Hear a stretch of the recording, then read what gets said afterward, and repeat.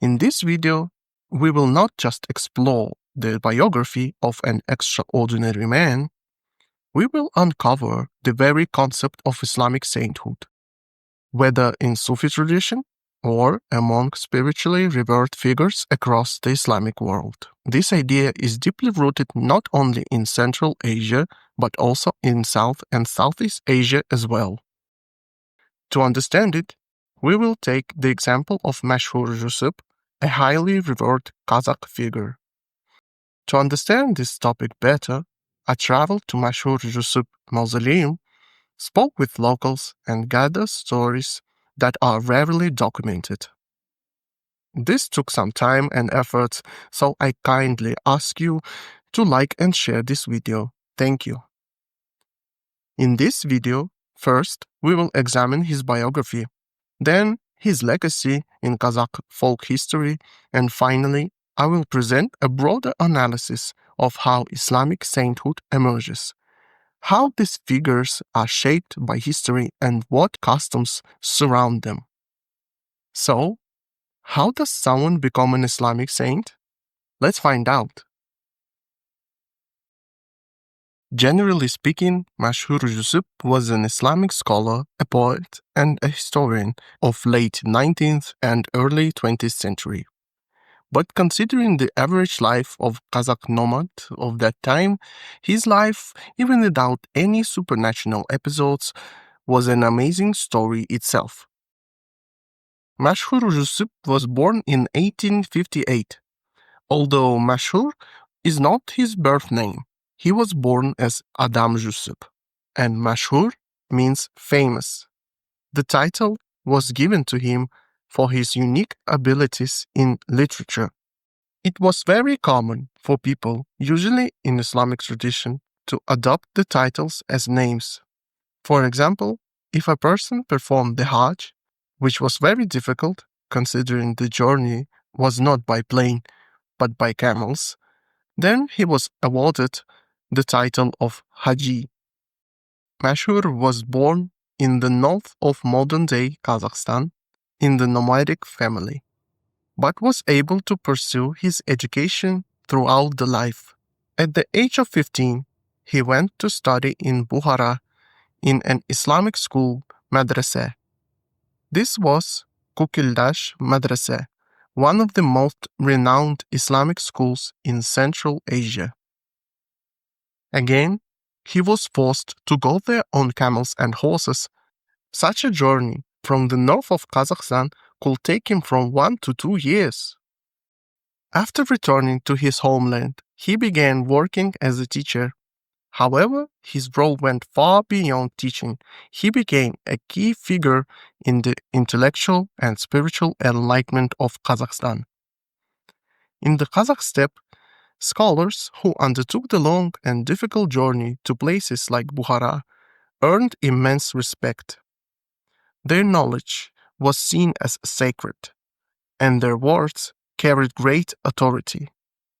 Mashkhur Jusup was no exception.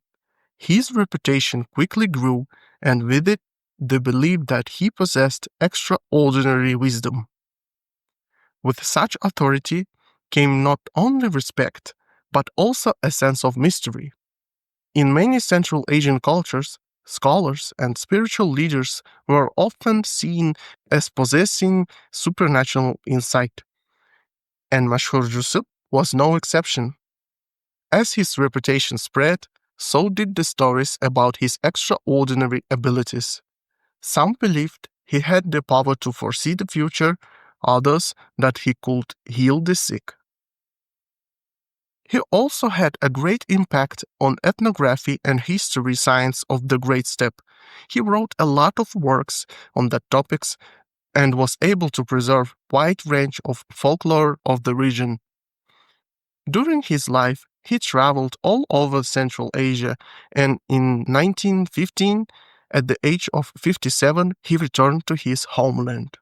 One of the most famous stories about Mashkhur Jusup is his prediction of his own death. Given his reputation as a man of wisdom and foresight, it is no surprise that people believed he could foresee not only events in others' lives, but also in his own fate. In 1930, a year before his passing, he gathered his family for a memorial dinner and calmly announced that he will die within a year. He even pointed to the exact place where he wished to be buried, a detail that only strengthened the legends surrounding him. This period coincided with the Great Famine in Kazakhstan, a devastating time when resources were scarce and survival was a daily struggle. Despite these harsh conditions, his followers honored his wishes by carrying his body by hand to the chosen burial site, demonstrating their profound respect and devotion. Unlike a traditional burial, Mashkhur Jusup was placed in a grave but not covered with earth. Instead, his followers built a mausoleum around him, an act that reflected the deep reverence people had for him. Over the years, rumors spread that his body remained incorrupt, untouched by time. This only strengthened his status as a sacred figure, drawing pilgrims from across Kazakhstan. However, this growing veneration soon attracted the attention of the Soviet authorities. In the early 1950s, determined to suppress religion devotion, they ordered the demolition of the mausoleum. Mashkhur Jusup's legend continued to grow. According to local accounts, those who participated in the destruction of his tomb met tragic and unexplained fates, a warning, some believe, of the saint's enduring power. Myths around the personality of Mashkhur Jusup began to form during his lifetime, but after his death, myth-making has only accelerated. For example, this one that I heard a lot during my trip. While studying in Bukhara, Mashkhur Jusup met an old man who led him to a small bathhouse. The man carefully washed him but refused any payment. As Mashkhur left, he turned back only to find the bathhouse and the old man had vanished. The next day, his teacher was overjoyed. "You have been blessed. This was the sacred bathhouse of Khwaja Bahauddin. He himself must have bathed you. From now on, your words will carry divine powers," the teacher said. In 1978, due to popular demand, the mausoleum was restored and hundreds of pilgrims resumed their visits. Many people, including those I have spoken to, have claimed miraculous effects from visiting the mausoleum. Mostly, it is the healing of illness, less often help with work and money issues. After Kazakhstan's independence, the cult only grew and mausoleum was rebuilt. New hostel and museum was built nearby. Not far from the mausoleum, there is a house considered to be the house of Mashkhur. In its yard, there is a well whose water is now regarded as sacred.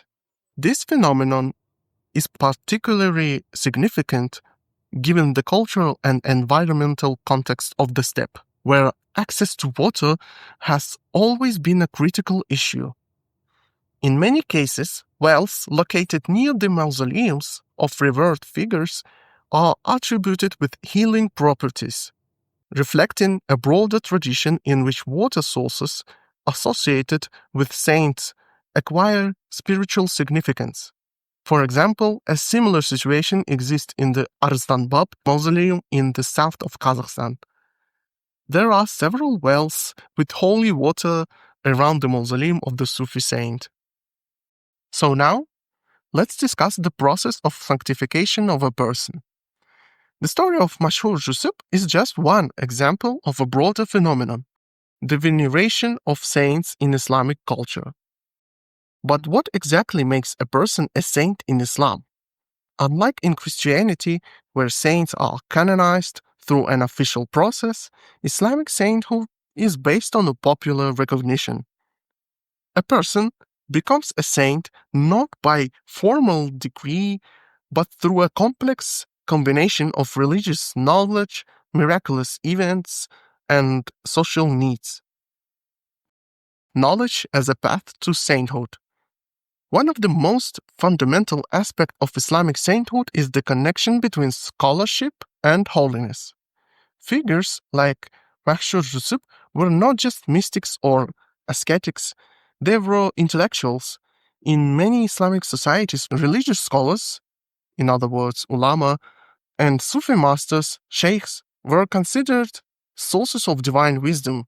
In regions like Central Asia, where literacy rates were historically low among the general population, figures who had access to formal education in places like Bukhara or Samarkand naturally gained an aura of spiritual superiority. The further one traveled to seek knowledge, the greater the perceived wisdom. Mashkhur Jusup's journey to Bukhara, a city historically associated with Islamic learning, reinforced his status as an Enlightenment figure. But knowledge alone was not enough.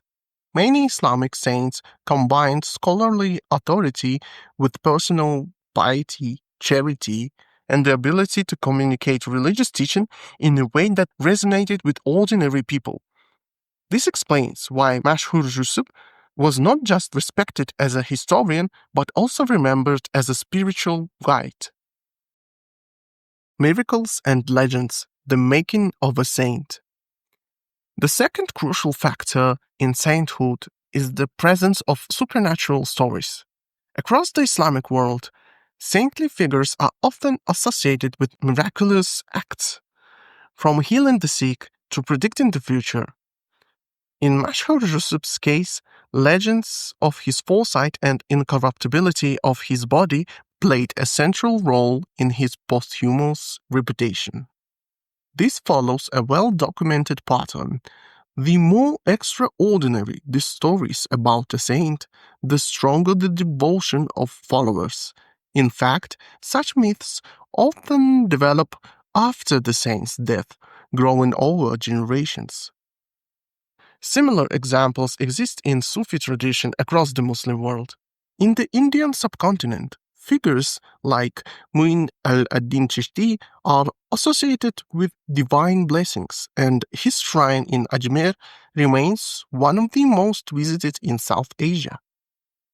In Central Asia, the mausoleum of Ahmad Yasawi, one of the most important Turkic Sufi saints, has remained a major pilgrimage site for centuries. These parallels suggest that Mashkhur Jusup's legend follows a broader tradition of Islamic sainthood, where miraculous narratives serve to reinforce a figure's sacred status.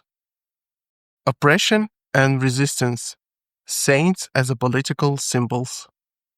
Another important factor in sainthood is the role of political power. Saints often emerge in societies undergoing crisis, colonial rule, or religious repression. In these moments, figures of spiritual authority become a symbol of resistance. The Soviet Union's hostility toward religious practices in Central Asia had an unintended effect. It actually strengthened the belief in certain saints. By demolishing Mashkhur Jusup's mausoleum, Soviet authorities did not erase his memory.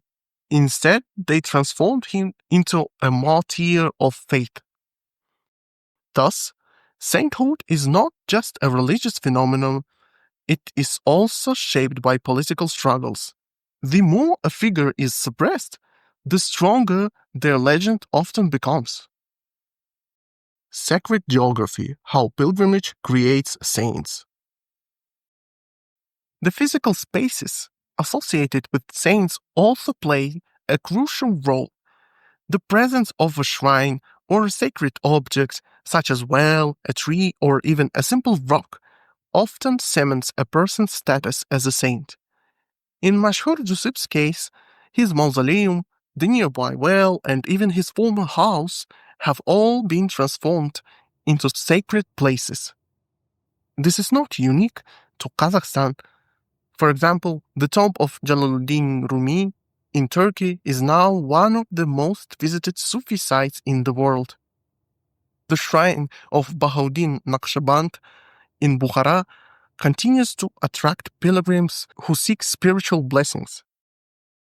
The presence of pilgrimage site reinforces the saints' legacy and ensures their continued relevance, even centuries after their death.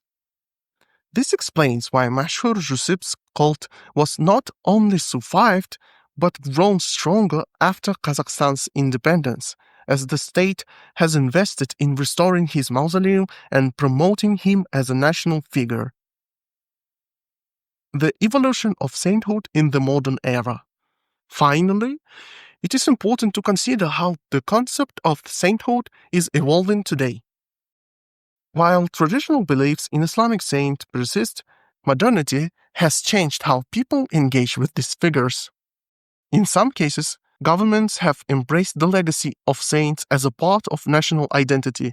In Kazakhstan, Mashkhur Jusup's mausoleum has been restored with state support, turning him into both a religious and cultural icon. Many pilgrimage sites are now attracting not just devout followers but also tourists. This has led to a shift in how these figures are remembered, not just as religious figures but as historical and cultural heroes. With the internet and social media, legends about saints are spreading faster than ever. Digital storytelling now plays a role in how these figures are remembered. This sometimes leads to the invention of new legends as well. Thus, while Islamic sainthood is an ancient phenomenon, it is not static. It continues to evolve, adapting to new political, technological, and cultural realities. Obviously, there is one thing that needs to be mentioned. If you are even slightly familiar with Islam, you know about its zealous attitude towards the worship of any idols. However, wherever I went, in India, Uzbekistan, or Kazakhstan, people did not see a big problem with venerating the graves of Islamic saints. Even when I raised the issue directly, people generally agreed that such actions were contrary to Islam, but on the other hand, they refer to local customs, which can sometimes be summed up in the term traditional Islam. The term means the process of practicing Islam with a deep emphasis on local traditions. In other words, it is almost never a problem for the local population. If we take a little step deeper, it is a part of a big hidden invincible war between organized religions and ancestor worship that actually goes on in almost every society. Maybe sometime in the future I will make a different video about it. The case of Mashkhur Jusup is a perfect example of how sainthood is not just about religion. It is a product of history, culture, and society. His transformation from a scholar into a saint reflects broader patterns found across the Islamic world. This also uncovers the fact that one does not have to be a Sufi or a religious figure to become a saint in Islam. The belief in saints serves multiple functions. It provides spiritual guidance, reinforces community identity, and in times of crisis offers a source of resilience. Whether in Central Asia, North Africa, or South Asia, the veneration of saints continues to shape religious life, proving that even in the modern world, the past is never truly buried. And although Mashkhur Jusup passed away nearly a century ago, his legacy continues to live on. What truly makes a person a saint? Is it their knowledge, their miracles, or simply the memory people choose to preserve? In the end, perhaps, sainthood is not just about the individual, but about us and what we choose to believe in. But my question for you is, what do you think makes a person a saint? Faith, miracles, or the stories people tell about them? I publish analytical videos on historical topics, so if you enjoyed the video, please leave a like and subscribe.